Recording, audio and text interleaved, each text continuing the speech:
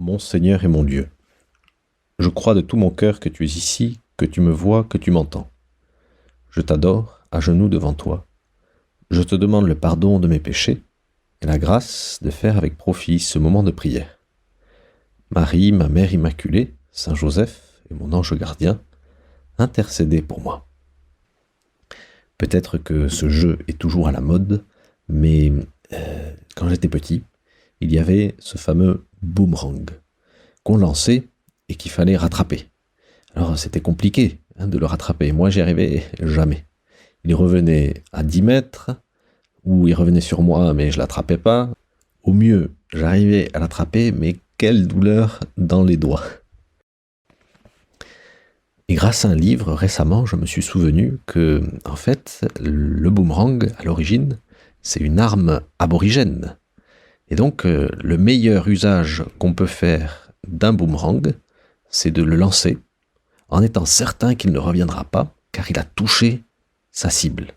Il faut donc lancer le boomerang avec force, précision et générosité, je dirais, pour qu'il arrive et qu'il atteigne sa cible.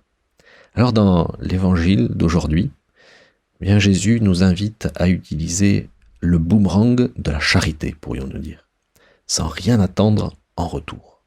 Et c'est ce fameux épisode où Jésus était chez un pharisien et il lui disait « Quand tu donnes un déjeuner ou un dîner, n'invite pas tes amis, ni tes frères, ni tes parents, ni de riches voisins.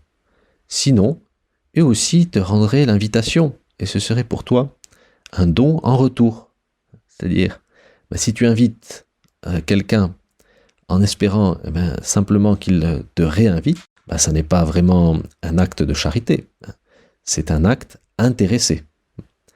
Au contraire, nous dit Jésus, quand tu donnes une réception, invite les pauvres, les estropiés, les boiteux, les aveugles. Heureux seras-tu, parce qu'ils n'ont rien à te donner en retour. Cela te sera rendu à la résurrection des justes. C'est-à-dire que, quand on invite des pauvres, des aveugles, des estropiés, nous faisons un acte de charité pure, avec un débordement de l'amour que nous avons en nous et qui se déverse sur les autres.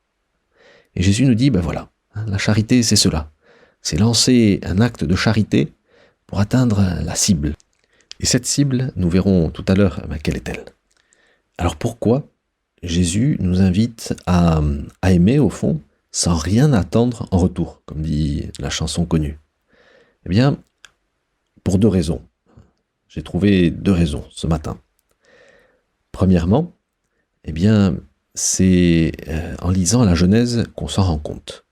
Nous avons été créés à l'image et à la ressemblance de Dieu. Or, nous le savons, Dieu est amour. Et donc si nous sommes à l'image et à la ressemblance de Dieu, nous aussi, nous sommes amour. Nous sommes don. Parce que Dieu est don. Don au Fils par le Saint-Esprit. Et du Fils au Père dans le Saint-Esprit. Alors ça, c'est la première raison. C'est-à-dire que notre être authentique, notre nature originelle, c'est d'aimer comme Dieu qui est amour. Et chacun de nous peut se réaliser pleinement, nous dit le Concile Vatican II, dans le don désintéressé de lui-même.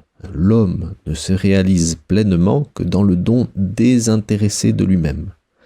Et plus nous sommes, Seigneur, dans le don, plus nous sommes conformes à notre nature, plus nous sommes nous-mêmes, au fond.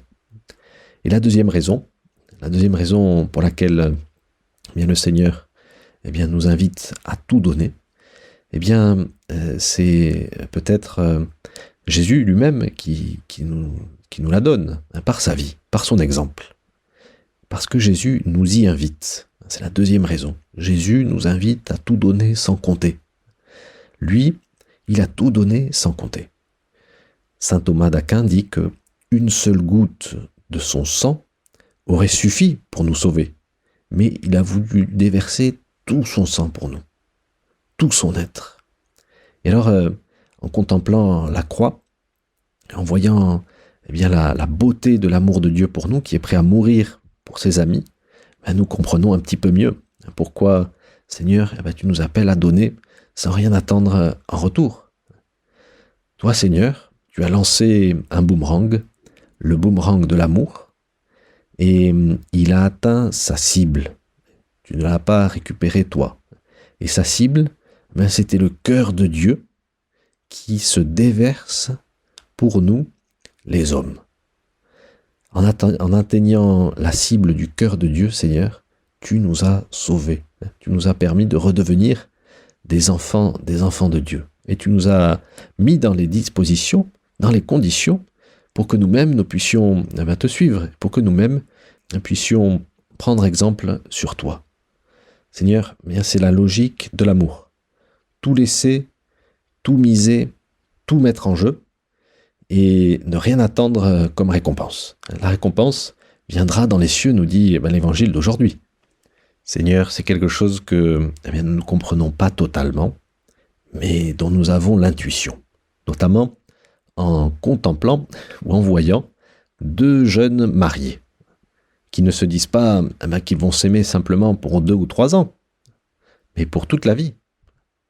Qu'elle soit longue ou brève, dure ou facile, c'est ça l'amour.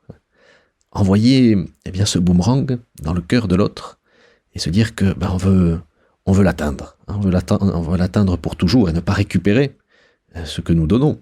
À quoi servirait de récupérer tout ce que nous avons lancé et tout ce que nous avons gardé pour nous-mêmes? À rien. Seigneur, nous nous présenterons devant toi tels que nous sommes, des êtres ayant voulu aimer. Et parfois, Seigneur, notre problème, c'est que nous avons une certaine peur, une peur d'aimer.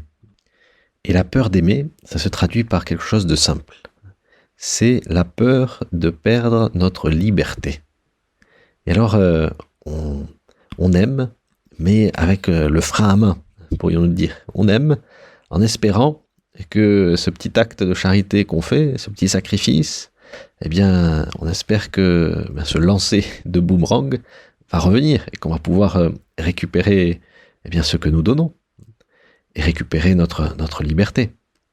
Or, Seigneur, tu nous dis dans l'évangile d'aujourd'hui, par cette belle image que tu emploies, cette image des invités à un festin, mais tu nous dis que notre liberté n'est réellement bien utilisée que lorsque on est disposé à ce que nous ne la récupérions pas.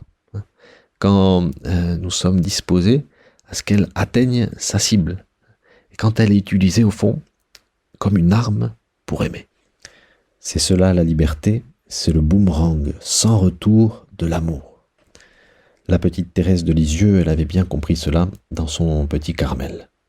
Elle disait qu'elle s'était rendue compte qu'elle préférait passer du temps avec les sœurs avec qui elle s'entendait bien. Jusqu'au jour où elle a compris qu'elle devait aller vers celle avec qui elle s'entendait un peu moins bien.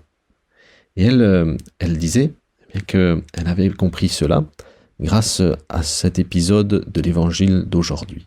Et elle voulait faire de sa vie comme un festin où elle invitait toutes les âmes qui l'entouraient, un festin spirituel composé de charité aimable et joyeuse. Seigneur, est-ce qu'aujourd'hui je ne peux pas utiliser cette liberté pour poser un acte de charité gratuit, pour lancer un de ces boomerangs qui va atteindre le cœur de mon prochain, en essayant de l'aimer tel qu'il est, en essayant de conquérir son cœur d'une certaine manière, même s'il ne m'est pas très aimable, et en sachant que si je touche son cœur, je touche aussi la cible du cœur de Dieu. Je te remercie, mon Dieu, des bonnes résolutions, des actes d'amour et des inspirations que tu m'as communiquées dans cette méditation. Je te demande de m'aider à les mettre en pratique. Marie, ma Mère Immaculée, Saint Joseph et mon ange gardien, intercédez pour moi.